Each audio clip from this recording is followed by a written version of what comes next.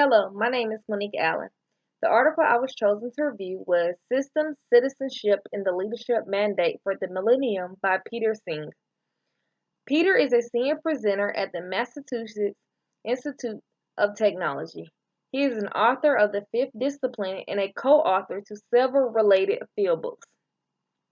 Peter works with organizations throughout the world on restructuring the role of leadership to enhance the capacity of all people to work toward healthier human systems. Peter began the article saying, "The only enduring source of competitive advantage is an organization's relative ability to learn faster than its competition. Learning is the key to an organization to keep up with this changing world we live on.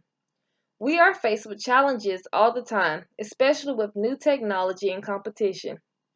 Peter says the future appears alien to us.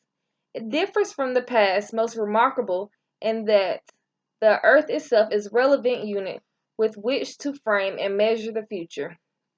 Peter calls for change to the globalization, a need for us to first wake up and see how the industry growth is now bumped into several social and environmental boundaries, whose costs are getting tougher to overlook.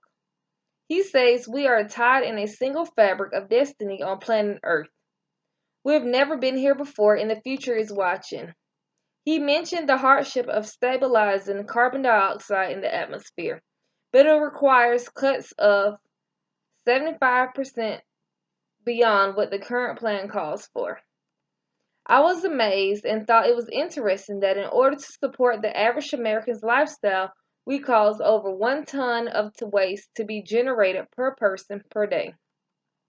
The costs have been recognized and their sources understood, and they are starting to be assigned back to the business and industries where they originate. China president has started the circular economy that works like a natural system, and there is no waste. The future is now. Despite little public recognition in rich northern countries, the global food system is the greatest generator of poverty in the world today. Prices has fallen from 30% to 90% over the past 50 years, making food accessible for the rich and making living incomes unreachable in poor food producing countries. According to the economic theory, rising production and falling prices continue until profits are so low that investment capital moves elsewhere. What does all this mean for leadership? Peter stressed that in order to develop, you have to have a lifelong commitment to grow as a human being in ways not well understood in modern culture. He stated 3 abilities. First, the system intelligence. Ford CIO says the inability of leaders to see the systems and patterns of interdependence within the surrounding our organizations threaten our futures.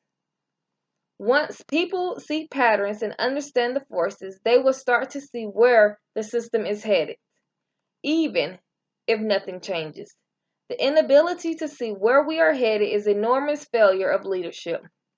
Peter cited that Edgar said organizations are force systems that are doing something sustainable, which will require bringing parties together that normally do not cooperate.